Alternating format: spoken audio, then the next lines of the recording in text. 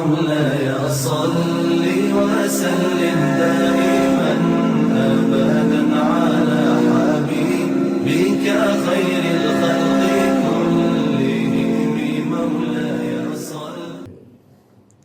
اور تمام فطری تقاضوں کو بڑے احسن طریقے سے اسلامی تعلیمات کے اندر سمویا گیا ہے. ہمیں تعلیم دی گئی ربنا آتنا فی الدنیا حسنہ وفی الآخرات حسنہ وقنا عذاب النار، کہ ہمارے رب ہمیں دنیا کی بھی ساری بھلائیاں عطا فرما اور ہمیں آخرت کی بھی ساری بھلائیاں عطا فرما اور ہمیں عذاب نار سے محفوظ فرما.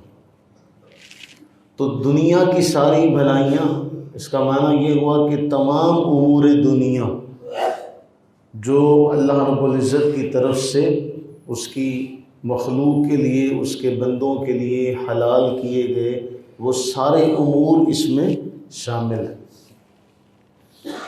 ہمارے ذہن میں جب کسی مذہبی شخصیت کا خیال آتا ہے یا دین سے وابستہ جو لوگ ہیں یا دینی رہنماؤں کا جب خیال آتا ہے تو ایک خشک مزاج شخصیت کا ہمارے ذہن میں خاکہ ابھرتا ہے کہ وہ مسکرانا، ہنسنا، تبسم کرنا، نہیں، یہ اس کی ذات کا حصہ نہیں ہے. ہمارے ذہن میں یہ خاکہ ہے کہ جو دین سے وابستہ ہو گیا اس کی شخصیت خشک ہو جاتی ہے، اس کو ہر وقت سنجیدہ رہنا چاہیے. لیکن ہمارے آقا کریم سرور عالم صلی اللہ تعالی علیہ وآلہ وبارک وسلم کی زندگی، جسے قرآن کریم نے ہم سب کے لیے راہبری کا ایک نمونہ قرار دیا، آپ کی زندگی میں یہ سارے مظاہر، یہ سارے نمونے نظر آتے ہیں. اور آج کا جو ہمارا اس حوالے سے مضمون ہے وہ ہے رسول اللہ صلی اللہ علیہ وسلم کا تبسم فرمانا، آپ کا مسکرانا. اور ہمیں اس سے سبق لینا چاہیے. صحیح بخاری کی روایت ہے کہ رسول اللہ صلی اللہ علیہ وسلم کے حوالے سے کہ سیرت کا ایک پہلو یہ بھی ہے، اور اس میں راوی کہتے ہیں کہ حضرت کعب بن مالک بیان کیا کرتے تھے کہ جب غزوہ تبوک کے اندر میں پیچھے رہ گیا اور اس کے بعد جب توبہ قبول ہو گئی، میں رسول اللہ علیہ السلام کی بارگاہ میں جب حاضر ہوا اور میں نے جب آپ کو سلام کیا تو کہتے ہیں وَهُوَ يَبْرُقُ وَجْهُهُ مِنَ السُّرُورِ، خوشی سے رسول اللہ علیہ السلام کا چہرہ انور جگمگا رہا تھا. اور اس کے بعد پھر حضرت کعب ایک جملہ کہتے ہیں، وَكَانَ رَسُولُ اللَّهِ صلی اللہ علیہ وسلم اذا سر استنار وجهه، کہ جب رسول اللہ علیہ السلام کسی بات پر مسرور ہوتے، خوش ہوتے، تو کہتے ہیں کہ آپ کا چہرہ انور یوں ہوتا جیسے استنار وجهه، چاند کا ٹکڑا ہوتا. جب آپ مسرور ہوتے تو آپ کا چہرہ انور کیسے ہوتا؟ جیسے چاند کا ٹکڑا ہے. کأنہ قطعۃ قمر، یہ حدیث کے الفاظ ہیں، جیسے چاند کا ٹکڑا. اور کہتے وَكُنَّا نَعْرِفُ ذَلِكَ مِنْهُ، ہم آپ کی اس بات سے اندازہ لگا لیا کرتے تھے کہ اس وقت رسول اللہ علیہ السلام مسرور ہے. تو ہمیں سبق ملا اس بات سے کہ خشک مزاجی ہمارے دین کا حصہ نہیں ہے، بلکہ خوش مزاجی ہمارے دین کا حصہ ہے. خشک مزاجی ہمارے دین کا حصہ نہیں ہے، بلکہ خوش مزاجی ہمارے دین کا حصہ ہے. اور پھر شمائل ترمذی میں ایک روایت آتی ہے، کہتے ہیں کہ ما رأیت احدا اکثر تبسما من رسول اللہ صلی اللہ علیہ وسلم. حضرت حارث کہتے ہیں میں نے رسول اللہ صلی اللہ علیہ وسلم سے زیادہ کسی کو مسکراتے ہوئے نہیں دیکھا. وہ یہ بالکل صحیح بات ہے. آپ علیہ الصلوۃ والتسلیم ایک طرف تو یہ فرماتے ہیں کہ قرآن کی ان صورتوں نے مجھے بوڑھا کر دیا، لیکن جب مخلوق کے ساتھ آپ کا تعلق ہوتا ہے، مخلوق کے ساتھ جب معاملات آپ کے ہوتے ہیں تو آپ ان کے ساتھ تبسم کا معاملہ کرتے ہیں۔ کیا معاملہ کرتے ہیں؟ تبسم کا۔ اسی لیے حضرت حارث نے کہا کہ میں نے رسول اللہ علیہ الصلوۃ والتسلیم سے زیادہ کسی کو مسکراتے ہوئے نہیں دیکھا۔ اسی کا نام تو خوش اخلاقی ہے۔ ہر وقت چہرہ سجائے ہوئے اور منہ پھلائے ہوئے بیٹھے رہنا کہ دیکھنے والوں کو لگے کہ جی یہ بڑا عابد و زاہد اور خشک ہے اور اس کی ہیبت بہت ہے، اس کا روب دبدبہ بہت ہے، یہ اسوہ حسنہ کا پہلو نہیں، بلکہ مسکرانا، تبسم کرنا، یہ رسول اللہ علیہ الصلوۃ والتسلیم کی سیرت کا پہلو ہے۔ پھر اس حوالے سے ایک بڑی اہم بات ہے کہ اللہ کے نبی علیہ الصلوۃ والتسلیم اپنے عظیم الشان مقام کے باوجود، آپ صلی اللہ علیہ وسلم کا یہ مقام و مرتبہ، اس کے باوجود جب آپ مسکراتے تو لوگوں کے ذہن میں جو تاثر ہوتا ہے اس کا پھر سوال ایک دن حضرت ابو ہریرہ نے کر ہی لیا کہ یا رسول اللہ صلی اللہ علیہ وسلم، آپ ہمارے ساتھ مزاح بھی کر لیتے؟ تو فرمایا ہاں، میں تمہارے ساتھ مزاح بھی کرتا ہوں، لیکن میں مزاح میں بھی سچ ہی کہتا ہوں۔ میں مذاق بھی کرتا ہوں لیکن میں اس مذاق میں بھی تمہارے ساتھ سچ ہی کہتا ہوں۔ تو ان کے ذہن میں جو تصور تھا کہ جی ایک راہبر اور ایک رہنما ہر وقت سنجیدگی کا اظہار کیے رکھے، وہ اس بات سے حیران ہوتے تھے۔ اور پھر بعض اوقات رسول اللہ صلی اللہ علیہ وسلم کوئی بھی بات دینی حوالے سے کرتے تو اس کے اندر تبسم کا اصلاحی پہلو بھی ہوتا اور اس کے ساتھ ساتھ مسکراہٹ کا ایک بیان بھی ہوتا۔ جیسے حضرت عبداللہ بن مسعود رضی اللہ عنہ بیان کرتے ہیں کہ رسول اللہ علیہ السلام نے فرمایا، میں جو سب سے آخری آدمی جو جہنم سے نکالا جائے گا، میں اس آخری آدمی کے بارے میں بھی جانتا ہوں۔ میں ابھی چونکہ موضوع اور ہے، میں وہ سب سے آخری آدمی جو جہنم سے نکالا جائے گا میں اسے بھی جانتا ہوں۔ جب وہ جہنم سے نکال دیا جائے گا، کہا جائے گا جنت میں چلا جا۔ اب جب وہ جنت میں جانے لگے گا، اس کے دل میں خیال آئے گا، سارے لوگ تو جنت میں چلے گئے، میرے لیے جگہ ہی نہیں ہوگی، میرے لیے جگہ ہی نہیں ہوگی۔ عموماً بندے کے دل میں خیال آتا نا جی سارے تو وہاں چلے گئے ہیں، میرے لیے جگہ کیا بچے گی۔ اسی طرح ان کے دل میں بھی خیال آئے گا کہ جی ساری جنت تو بھری ہوئی ہے۔ اب وہ اللہ سے عرض کریں گے کہ باری تعالیٰ وہ تو ساری بھری ہوئی ہے، میں جنت میں چلا جاؤں، وہ تو ساری بھری ہوئی ہے۔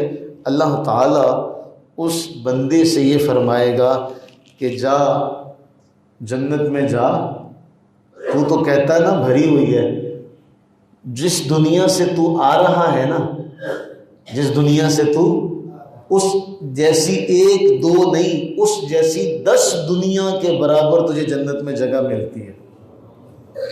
جا چلا جا، جا جنت میں چلا جا، 10 دنیا جس ایک دنیا سے تو آ رہا ہے نا، ان کے برابر تجھے جنت میں جگہ دیتا ہوں۔ اب وہ آگے سے عرض کرے گا، یا اللہ تو رب ہو کے مجھ سے مذاق کرتا ہے، تو رب ہو کے اور میرے ساتھ یہ مذاق کرتا ہے، یہ واقعی حقیقت ہے یا میرے ساتھ صرف دل لگی ہے؟ تو اللہ کے نبی علیہ الصلوۃ والتسلیم عبداللہ بن مسعود کہتے ہیں جب یہ جملہ اللہ کے نبی نے فرمایا نا کہ اس بندے کی سادہ دلی اور اس بندے کی سادگی یہ ہوگی کہ وہ اللہ سے بھی یہ کہے گا کہ باری تعالیٰ کہیں میرے ساتھ تو مذاق تو نہیں کر رہا، تو کہتے ہیں کہ میں نے رسول اللہ علیہ السلام کو دیکھا تو آپ کے سامنے کے سارے دندان مبارک نظر آ رہے تھے۔ یہ متفق علیہ روایت ہے، بخاری میں بھی ہے، مسلم میں بھی ہے۔ یعنی آپ ایک واقعہ سنا رہے ہیں اور اس واقعے کو سناتے ہوئے آپ خود بھی اس قدر مسرت کا اظہار کرتے ہیں کہ آپ کے سارے دندان مبارک جو ہے وہ ظاہر ہو جاتے ہیں۔ یہ سب سے کم تر درجے کے جو جنتی ہے نا، اس کی یہ سلطنت کا حال ہے۔ سب سے آخری جو جنت میں جائے گا اسے اس دنیا جیسی 10 دنیایں اللہ تعالیٰ عطا فرمائے گا۔ تو پھر حضور سرور عالم صلی اللہ علیہ وسلم کیا کہنا۔ پھر اللہ کے نبی علیہ الصلوۃ والتسلیم اس طرح مزاح فرمایا کرتے تھے جب کبھی موقع مناسب ہوتا، جیسے ایک خاتون آئی، بڑھیا عورت، اور ایک موقع پر ایک نوجوان نے آ کر سوال کیا، ایک شخص نے آ کر سوال کیا کہ یا رسول اللہ صلی اللہ علیہ وسلم مجھے کوئی سواری کے لیے اونٹ عطا کرے، تو رسول اللہ علیہ الصلوۃ والتسلیم نے فرمایا میرے پاس تو اونٹنی کا بچہ ہے۔ تو وہ عرض کرنے لگا یا رسول اللہ صلی اللہ علیہ وسلم میں اونٹنی کا بچہ لے کے کیا کروں گا؟ فرمایا بھئی ہر اونٹ اونٹنی کا بچہ ہی تو ہوتا، ہر اونٹ اونٹنی کا بچہ ہی تو ہوتا۔ تو رسول اللہ علیہ الصلوۃ والتسلیم اس طرح کا پھر جب واقعات بیان کرتے، مزاح اور تربیت دونوں ساتھ ساتھ ہیں، مزاح بھی اور تربیت بھی دونوں ساتھ ساتھ ہیں۔ اب اس میں ایک اور واقعہ اس حوالے سے آپ علیہ السلام نے بیان فرمایا ایک آدمی جب جہنم سے نکلے گا یا اس آدمی کو جب لایا جائے گا، میں ان سب کو جانتا ہوں جو سب سے پہلے جنت میں جائے گا اور جو سب سے آخر میں ان سب کو جانتا ہوں۔ پھر ایک واقعہ آپ نے بیان کیا، فرماتے ہیں کہ ایک آدمی کو لایا جائے گا اور اس کے بارے میں حکم ہوگا کہ اس کے چھوٹے گناہ اس کو ایک ایک کر کے دکھاؤ۔ اب اس بندے کے سارے چھوٹے گناہ ایک ایک کر کے جب اس کو دکھائے جائیں گے، وہ دل ہی دل میں خیال کرے گا ابھی بڑے گناہ باقی ہیں۔ وہ جب وہ لائے جائیں گے تو کتنے گناہ ہو جائیں گے۔ سارے چھوٹے گناہ دکھا کر اللہ کی طرف سے اعلان ہوگا جا تیرے ان سارے گناہوں کو نیکیوں میں بدل دیا۔ وہ فوراً عرض کرے گا یا اللہ میں نے تو بہت بڑے بڑے گناہ کیے تھے، وہ نظر ہی نہیں آ رہے، وہ کہاں ہیں؟ جب اتنی بات اللہ کے نبی علیہ السلام نے بیان فرمائی، حضرت ابو ذر کہتے ہیں میں نے رسول اللہ علیہ الصلوۃ والتسلیم کی طرف دیکھا تو آپ مسکرا رہے تھے کہ آپ کے سارے دندان مبارک نظر آ رہے تھے۔ تو اس میں تربیت بھی ہے اور اس میں مزاح بھی ہے۔ یہ اللہ کے نبی علیہ الصلوۃ والتسلیم کی ذات مبارکہ کا، زندگی کا ایک پہلو ہے۔ آپ بچوں کے پاس جاتے ہیں، ایک چھوٹے سے صحابی ہیں، کم عمر تھے، تو ان کے پاس ایک چڑیا تھی، وہ چڑیا ان کی جو تھی وہ مر گئی۔ اللہ کے نبی علیہ الصلوۃ والتسلیم نے ان کے ساتھ جا کے ان کو تسلی دی اور وہ ایک شعر بن گیا، یا ابا عمیر ما فعل النغیر، اے ابو عمیر تیری چڑیا کا کیا ہوا؟